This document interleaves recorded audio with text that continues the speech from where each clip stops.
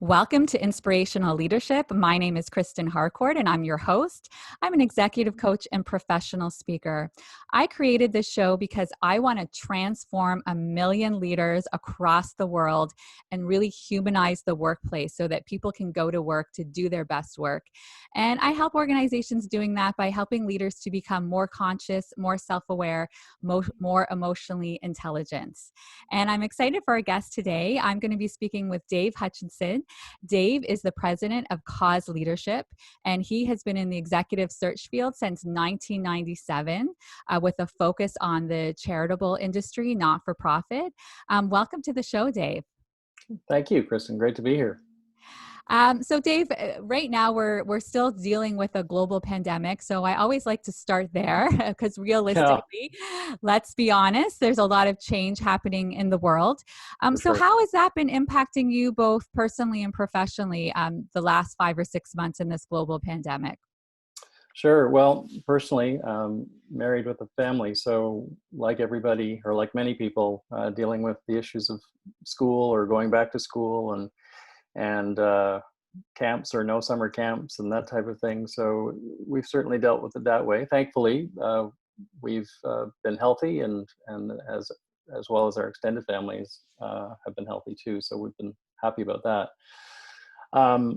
Business-wise, I mean, certainly it's affected us. It's affected our sector, which is, as you mentioned, the charitable sector. So things seem to be picking up again, and I think organizations are starting to determine what the future will look like from a talent perspective. So we're, continuing to be part of that process and hoping to remain one of the solution providers in that area. Yeah, so tell me a little bit around your journey, Dave. What got you from where you are now working in the executive recruitment field, what you were doing before that, and tell me a little bit around some of the milestones, challenges, and wins that you've really noticed along your career journey. Sure. Well, thank you. Well, as you say, I've been in this business 22 years, and then 7 years before that worked in the utilities business, actually. At the time, it was one of the largest, I guess, gas distributors for the Toronto area, and they've since been absorbed by an even larger company. But worked my way through university at this company and ended up working with them full time for 7 years after school.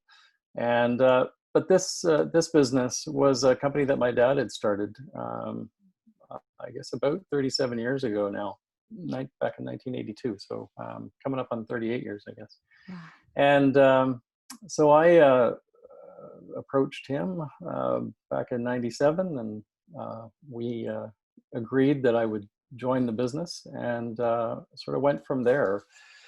In the interesting process, the firm really wasn't focused on the charitable sector at the time. It was more focused on the general business community, particularly related to technology and other sort of general elements of business, finance and that type of thing, but mostly tech oriented. And my dad had done a handful of nonprofit searches, mostly because he had colleagues who were volunteer board members with these organizations, and they would need help from time to time to find an executive director or a CEO or any leadership roles. But as I say, probably only a handful that he had done. And then in about 6 months into my journey in the business, we responded to a CEO search for a charity, and we were chosen. And that's sort of what launched me into that focus and not even a focus at that point, because we were still doing private and corporate sector work.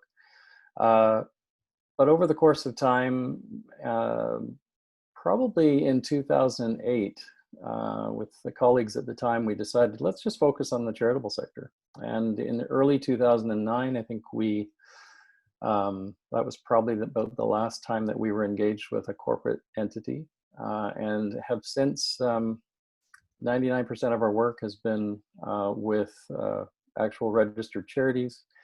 And where it hasn't been, and it's been only one or two occasions, it's been organizations that were looking for somebody from the charitable sector to work in their for-profit entity. So, but yeah, the majority of our work now is all with registered charities. I've had the opportunity to work Toronto West, I guess. We haven't really done much in Eastern Canada, but certainly provided services across parts of Western Canada right to the coast. So.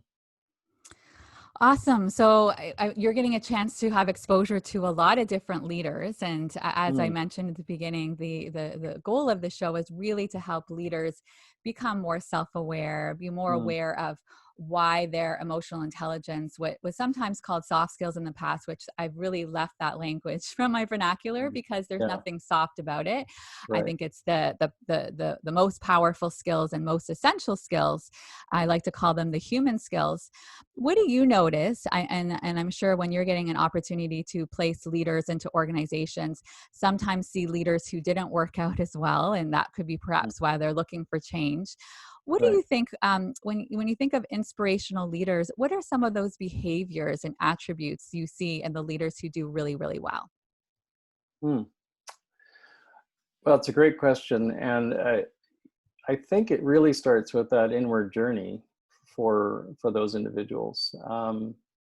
And we hear it all the time. You know, leadership could be a title, or you could have the title of a leader, but that doesn't make you a leader. And unless you have followers, you really don't. You're really not a leader as well. So it's you know, and this is, I think, a journey that we all go through, and certainly I do. You know, we have a chance to lead ourselves. I think that's where it starts. And I remember reading a book. Uh, the author had suggested that, you know, if you've got no one else to lead, at least you're leading yourself. And I think that that's true. And I think we forget that all leaders, whether they're CEOs or whether they're working anywhere in the organization, because as we know, you know, you can be a leader without a title. Robin Sharma's book on that certainly suggests that that's a possibility. And the the journey inside for ourselves is to determine, you know, who are we, what are we about, what are the things that drive us, and more importantly, how are we going to treat others in the process of becoming a leader. I love Simon Sinek's expression that he's a student of leadership, and I think that's a, you know, it's a what do you call it? Positioning yourself, I suppose, in a way that doesn't make you the expert, recognizes that we still have lots of things to learn along the way. Um, we learn in the, you know, the probably silliest of circumstances and the most serious of circumstances, and yet leadership involves other people, and once it starts inside, it needs to go out, and that's where we start to build those relationships. So it's a journey. It's definitely process. I think it takes intent and or intentionality, I suppose. Um, and you know, once we get to the place where we are actually leading other people, you know, we can't quit at that point. I think there's still a journey. There's still new things to learn, new opportunities for learning them, and yeah, it doesn't stop, and I hope it doesn't stop, because Mm. you know, from my perspective, a lot of people feel this way as well. We learn through our lifetime, and whatever age we live to, we still have the opportunity to influence people. And I think I'm not sure if it's John Maxwell that says leadership is influence, and as long as we're continuing to influence people, hopefully in a positive way, because there's certainly lots of leadership that could impact people in a negative way. I think we just continue on the journey. Yeah, absolutely. I think there's really no getting away from that part. It is going on that inward journey, which can be uncomfortable at times, right? Because it's Yeah.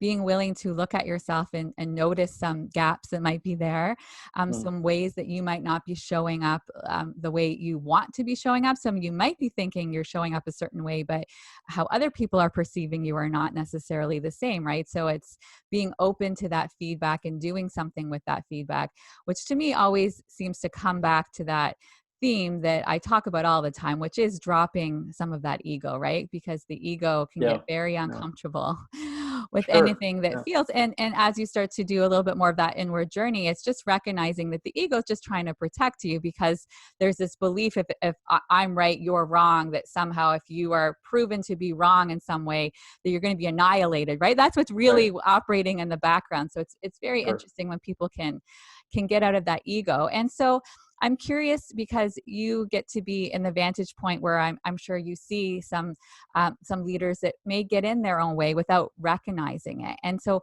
what are some Mm. of Yeah. those drawbacks that you sometimes see? It might be the organization is telling you what they've struggled with the leader that they had in the past and what they want Yeah. more of next time.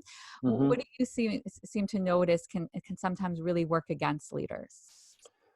Sure. Well, I mean, certainly they can work against themselves as it relates to how they treat others, the way in which they conduct themselves. You know, long gone. I hope, well, maybe not so long gone. Sometimes, as you know, the old autocratic way of leading. That's just that doesn't work anymore, and maybe should never have worked. But but at the same time. You know, leading positionally becomes an issue, and if you're only leading because of the title, that can end up being destructive, not only for the individual but for the people that they are leading and the organizations that they're working for.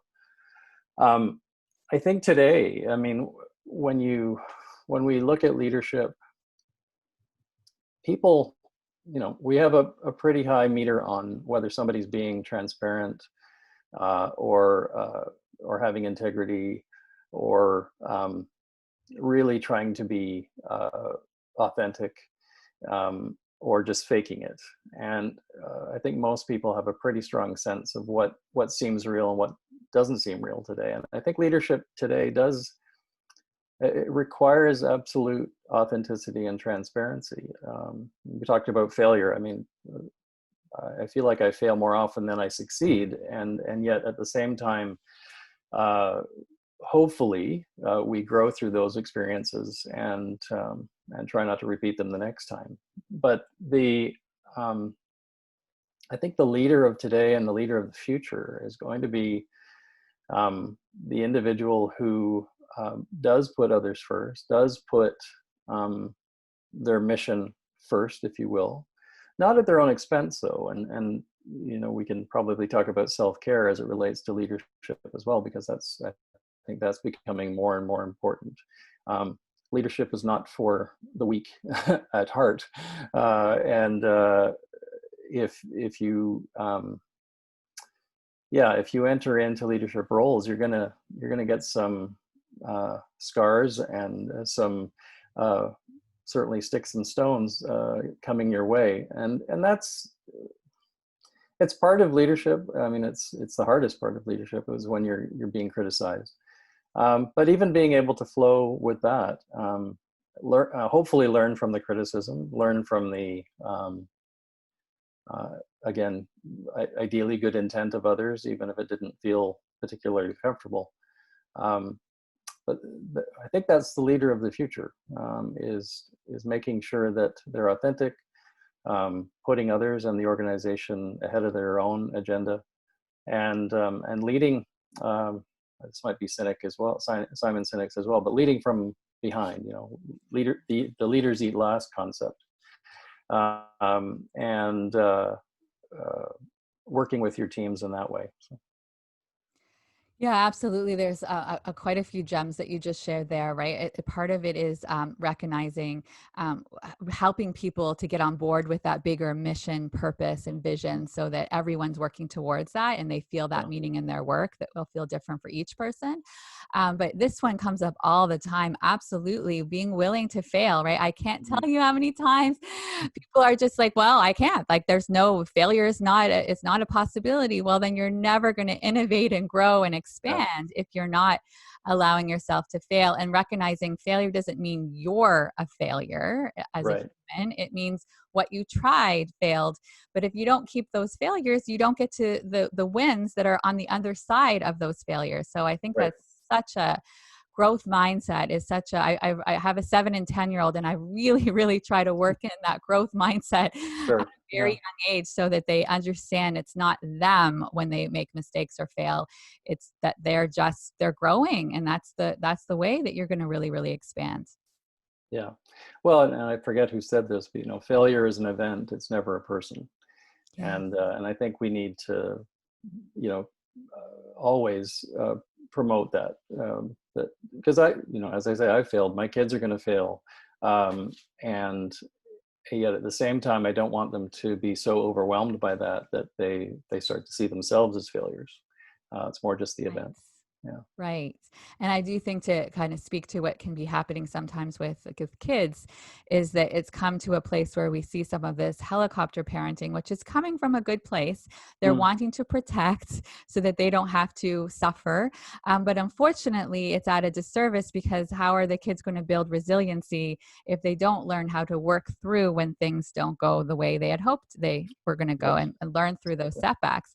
When you Yeah. actually take that step back and reflect, sometimes my biggest growth and biggest learning has actually come from the setbacks when Mm, I'm willing to do the work, which means taking a step back and really reflecting on, how might I have contributed to what happened here? What might I do mm, differently next time? What did I learn that I'm not going to apply the next time? There's so much great, great learning, but you have to be willing to take that step back and do the work. yeah. Yeah. For sure. And that can be uncomfortable, right? None of us really like facing our frailties and failures. It's it's challenging. It can be, in some cases, depending on what you do with it, it can be self-destructing and at many levels. But you, part of it is what were you used to growing up. Part of it is what is the environment that you're working in, and so what's your current mindset around failure is really going to, I think, contribute to the outcome, either a positive one or a negative one. And I think we've all had our days where we're just like, ready to throw in the towel. That was the stupidest mistake I've made. I'm done. There's that response, and I guess we have those moments and those days where that's the case.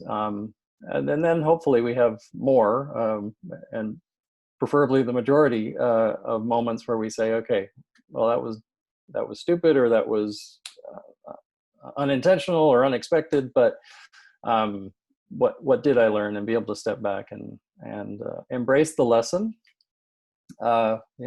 What is it? Buckley says it tastes awful, but it works. Sometimes, yeah, sometimes you have to swallow the cough medicine and know that it's going to be better for you in the long run. Yes, absolutely. It's being open and embracing the teaching. Dave, you are spending a lot of time in talent management, Mm, and I'm sure you see things that companies are doing really well, and company things that you're thinking maybe not the best approach. sure. So, if I were to give you a magic wand and you got to make Mm, some changes around how things happen when it comes to talent management and hiring and yeah. recruitment and, creating positive workplaces, what are some of the things that show up for you? Sure. Well, I think really important these days is the candidate experience. And so, I can talk about this from a positive perspective. I can also talk about it from points where I've made mistakes in how I manage a candidate's experience. I can't always say that that it's always been what I would have wanted as far as outcomes with particular candidates. But at the same time, looking forward and having a positive perspective on the future, I think organizations really do need to invest more time in what it is for the candidate to experience their organization. And that could be, just the recruitment marketing that is going on around the opportunities at their organization. Uh, and it doesn't matter at what level either, because everybody's going to have feedback. Could be at the CEO level, it could be at the entry level. But individuals today are more aware of the process in which they engage with organizations. And once they've applied and once they've decided that the organization was of interest to them, based on the marketing, frankly, based on the recruitment marketing, does the organization then live up to what those values were, or at least that were communicated through the marketing side? And that's not always the case, I don't think. Attracting talent is one thing, but then hiring it and retaining talent over the long term, that's where the real values of the organization become much more tangible to the individual and frankly to the marketplace. Because once people have a very positive experience, then that's marketing that you could never afford to pay for. They're going to talk very positively about it. Once they've had a negative experience, there's no amount of marketing that's going to reverse that impression that's left, at least on the groups that they share it with, or the people that they share it with. So I think that's a big piece for me. And we're a boutique firm, so I don't, the decisions I make don't move the marketplace in some respects. So it becomes incumbent on me to hopefully create positive experiences for the organizations that I'm working on behalf of. And that's certainly what we try to do, and that's our intent. The other pieces, I think, as it relates to talent management are, and I'm speaking more perhaps from the charitable sector, but I think this applies across sectors, is what are the future opportunities for talent once they're part of your organization? And is there a way forward for them from a career perspective? And if there's not, I mean, if it's a small organization and they know that they're never going to be able to, fully retain this individual forever, is there a point in time in which they help them move in a new direction, either within their organization, which would be great, or in some circumstances, maybe that needs to be an external move, and you work with your partners or your business allies to see if there's an opportunity for that individual.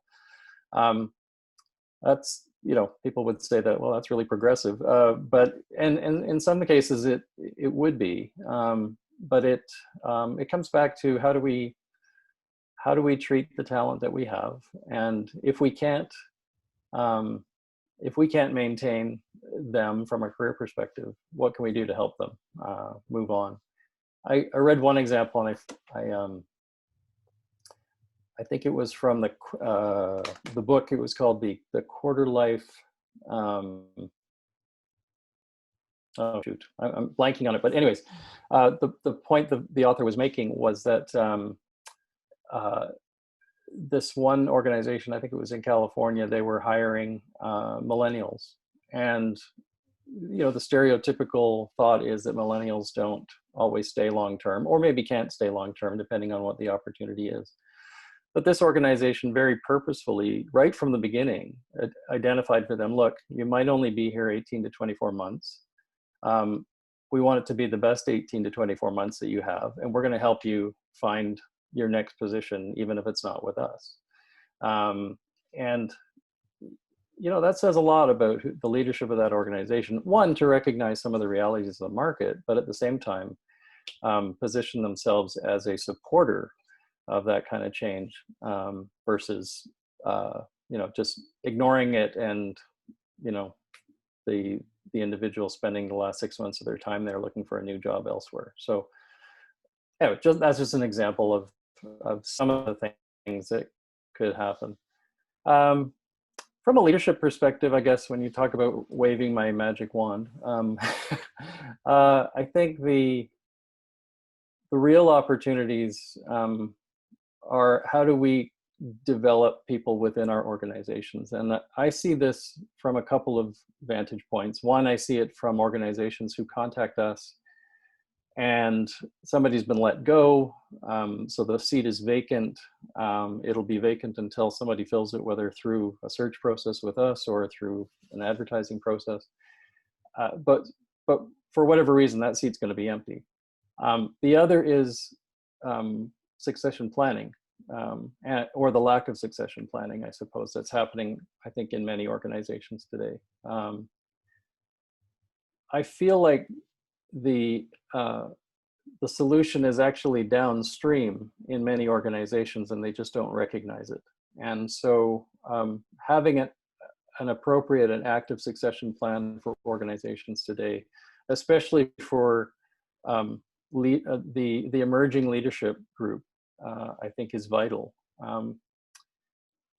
I often say that I would rather help organizations find a number 2 or a number 3 leader in the organization, and then groom them to take over the first seat, than to just do CEO searches, which I'm happy to do. But at the same time, is that the best thing for the organization? Not always.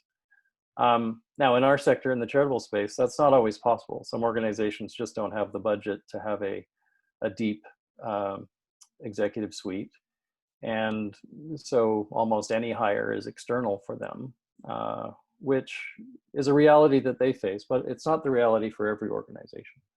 And so leadership development downstream, moving towards succession planning, allowing people to emerge as some of the top leaders in the organization, that would be the ideal scenario for, I think, many organizations today. So that would be part of the magic wand waving right there. Yeah, a lot of really important points that you've shared there. I think with leadership and the succession planning, a lot of corporate companies are probably listening to this podcast right now. And so I see a lot of times that succession planning is not done in a proactive way. Mm-hmm. And that's really unfortunate because you're not helping the people to develop those skills that will require it. It reminds me of that book, What Got You Here Won't Get You There. It's like you have what you need here, and then you get to the next level and there'll be new skills. And I think part of that is even actually being covered off with what you said in the second part, which is as you start to do more career pathing, right? When people come into your company, they can start to be clear around where are those different options, because so many people, I talk about this Peter principle a lot, which is amazing individual contributors do not necessarily make great leaders, but they feel like that's what they have to do because the only thing that really is out that they are being pointed to is to keep on moving their way up the ladder. So they just think, okay, that's my only way to grow, to get higher compensation is to go up the ladder, which actually that might not be what they need. What might actually engage them more is to do more of a lateral move. And, they might be in sales and now they move to marketing, or they might be working in admin and maybe it'd be cool to be more in strategy. So I think the more they can start to see those different places that they can move into the organization from a career growth perspective, will also connect to the succession planning, but also connect to that individual's personal engagement. Yeah, absolutely, for sure. And sorry, keep going. Well, I was just going to say, I mean, when organizations are able to do that, it has meaningful value to the individual for sure. But from a business perspective, it has financial value. It has marketing value, if you will, within and outside the organization. It positions the organization better if they're seen to be people who develop their people and don't squander the talent that they have. I think the challenge that some organizations are facing today is that they are not able to fully embrace the talent that they have. Yes. And then people become disinterested in their work. They become disinterested in what the organization's about or what its mission's about. And then they look elsewhere. And replacing people today is expensive, not only from a salary perspective, a time perspective, reputation perspective, any number of things that impact an organization. So those are other related elements to it as well. Absolutely. I mean, one of the things I speak to is the fact that a lot of the research, when you look at high performers and high potential, 80% of them are passive candidates. Like they're already working. They don't need to come to your company. So if That's right. they're going to come to your company, there has to be a lot of reasons, right? That they're going to feel challenged in the work. There's opportunity to grow. They're behind the mission and the purpose of what that organization is trying to do.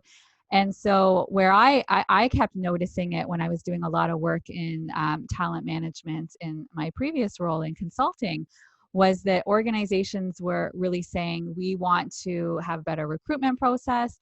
We want to get more high performers, more high potential. So we want to make sure that we're really doing different things to make sure they have the right values, the right fit for the culture, all of that kind of stuff, which is great. I think that's amazing that I'm also a proponent of hire slowly, fire fast, right? Too many times Sure. it's like rushing through the process. Let's make sure the fit goes both ways.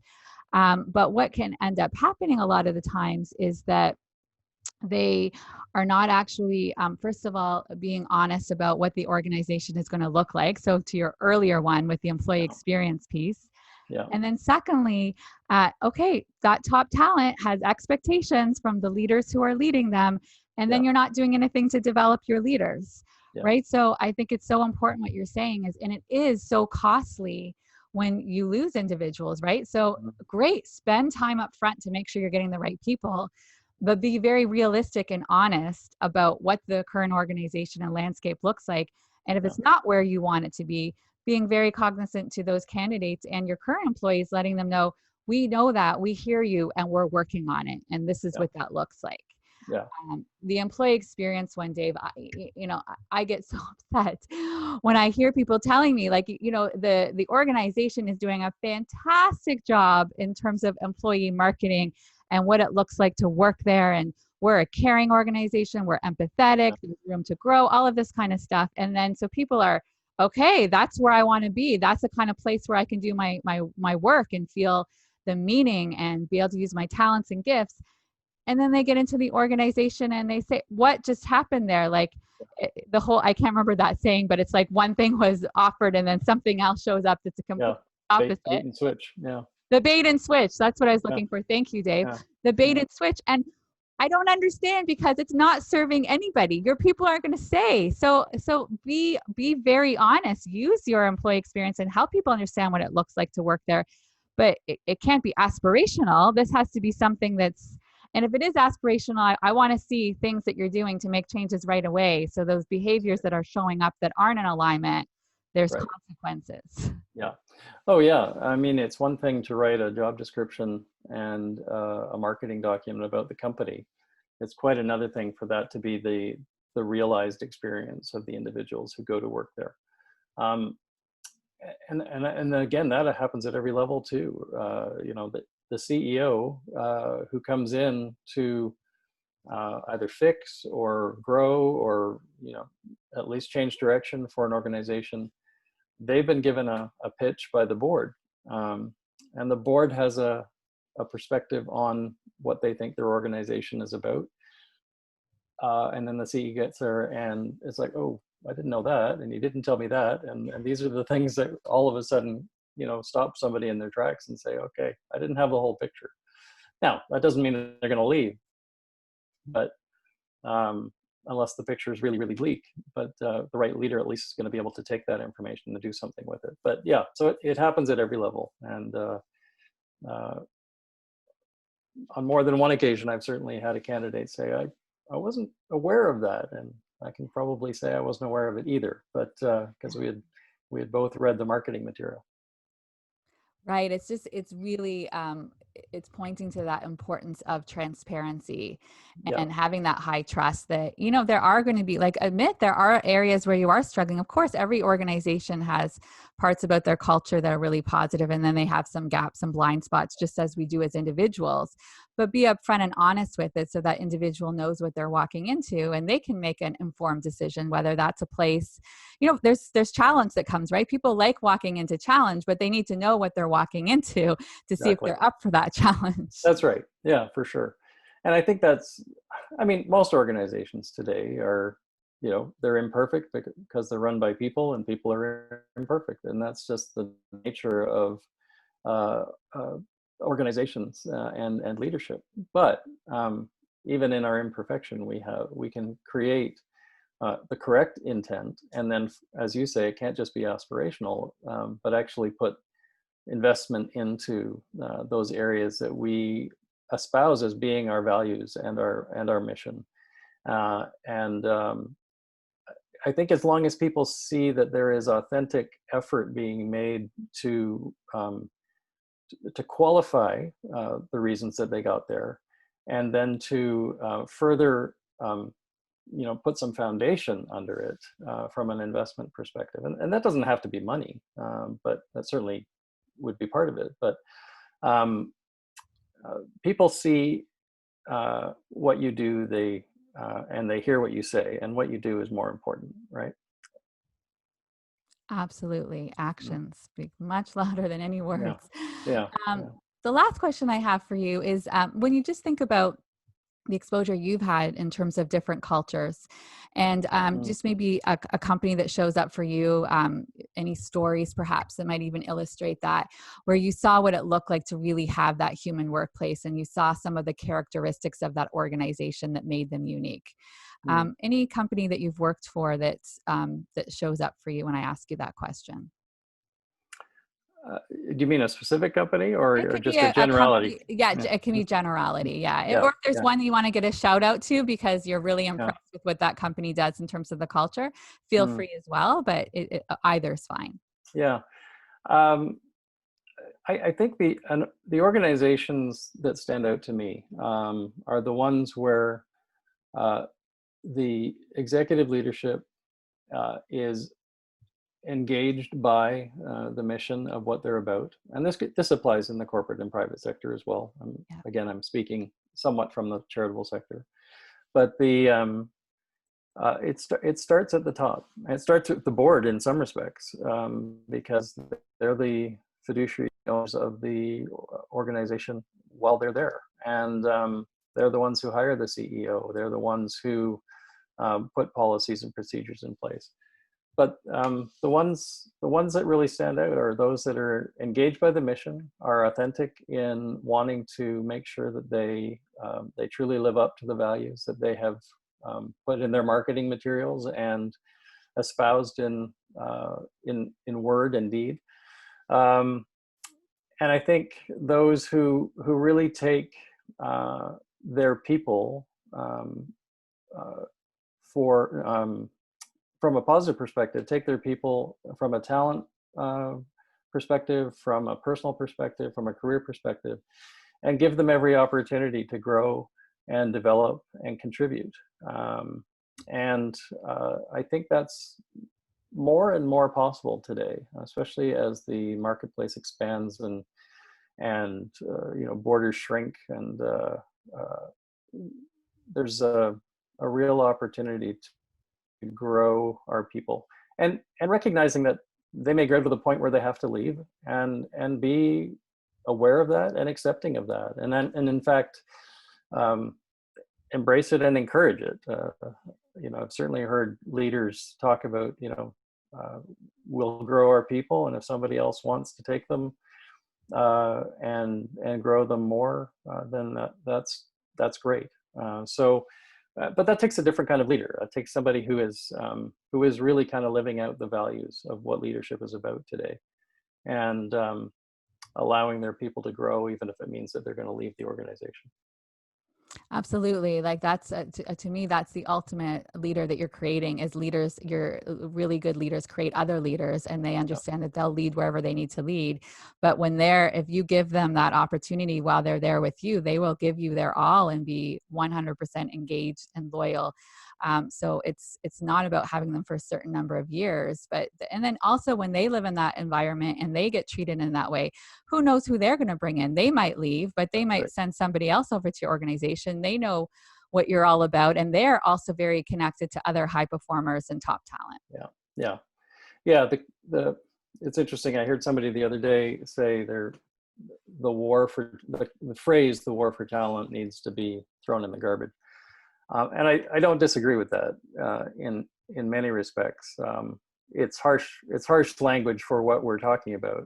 In many cases, we're not in armies and military, apart from those that are in those organizations. Um, there's a lot. Is there competition for talent? Absolutely. Is the potential to recognize that you may not have talent, as you said, for the long term, but you'll have it for the time that you need it. I think that's another sort of viewpoint that we need to embrace today as well, is that talent's not coming for 10 or 15 or 20 years.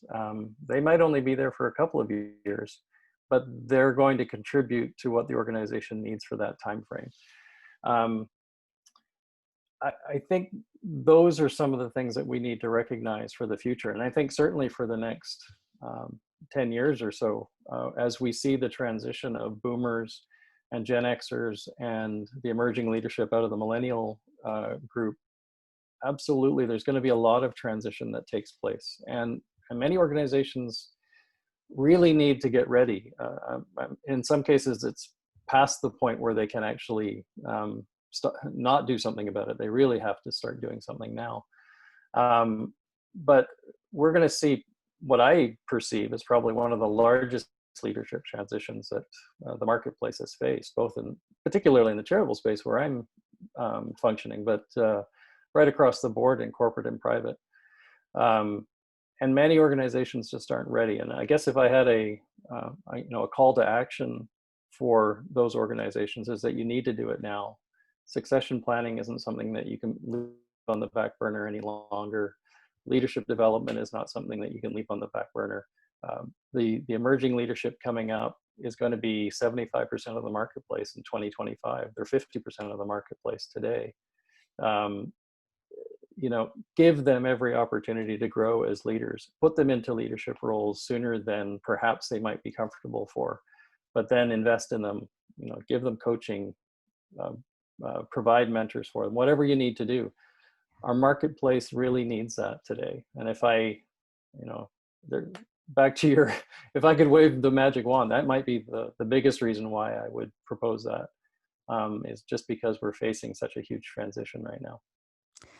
Agree completely. I think there's a real opportunity to have a mindset shift there, and instead of fighting it and resisting it, just get on board. It does look different, right? So work with what it looks like. And I'm a big proponent of not generalizing groups. I can't so many times, oh, millennials are entitled, millennials are ladies, millennials are lazy, over and over. I'm like, so let's shift that mindset, because that is so much lack. And I can point out to amazing millennials who have created tons of demands in the workplace that everyone is enjoying, right? Saying, I say work-life integration is important. I say I want meaning in my work. I say I want purpose. I say I want to go somewhere I'm going to use my talents. They're doing a lot of things to create these shifts, and are also recognizing that they might not, that they're interested in having lots of different careers, and that it just, things look different. So I think this happens all the time with generations. People will say, oh, it wasn't like with that. No, it's always, there's going to be different things with every single generation. That's just the way it is. But instead of resisting it and fighting it, what can we learn from it, and how can we embrace it? Yeah, exactly. Well, and I think too, the stereotypes really do need to be, put to bed, so to speak, in the sense that, that may be true for a minority of every generation. Boomers, Gen Xers, millennials, you name it. Every generation, there's a certain amount of entitlement that is created. But the majority of people, they want to look after their families. They want to live well. They want to have a good job. They want to contribute to society, whether through their work or in volunteering. There's any number of reasons why all of those yeah, stereotypes need to be done away with. The millennial group is larger than the boomers were by sheer number. They're now the largest living generation. Uh, they are the leaders of they are the leaders of today, frankly. I mean, at the top end, if they're Yes, probably 38, 39. So absolutely. absolutely have already moved into leadership positions, um, and should be encouraged and developed to move into the top leadership positions. I The millennial generation is our greatest hope at this point. Um, Gen X, which I'm firmly in at the top end, um, we are representative, I think, of the translation between the boomers and the millennial generations. But I don't think we're there in sufficient numbers, really, to be the complete solution. And that's why I think we need to push some leadership out of that top end of the millennial group sooner and faster, as I said, than perhaps they're even ready for. But give them the foundation for growing in leadership. I think that's going to set a lot of organizations in the right direction much faster than if they wait. Absolutely. And I think that's a beautiful place to end off on today's podcast is let's just even assume positive intent and let's stop the stereotyping because it doesn't really serve anybody. It doesn't, not at all. Yeah, 100%. Thank you so much for being a guest today, Dave. I really appreciated all of the insight and wisdom you shared. My pleasure, Kristen. Thank you. Have a wonderful day, everyone. And if you're not already subscribing to the podcast, you can subscribe on my website at kristenharcourt.com or as well on Apple Podcasts. Take care, everyone, and have a wonderful day. And let's go humanize that workplace.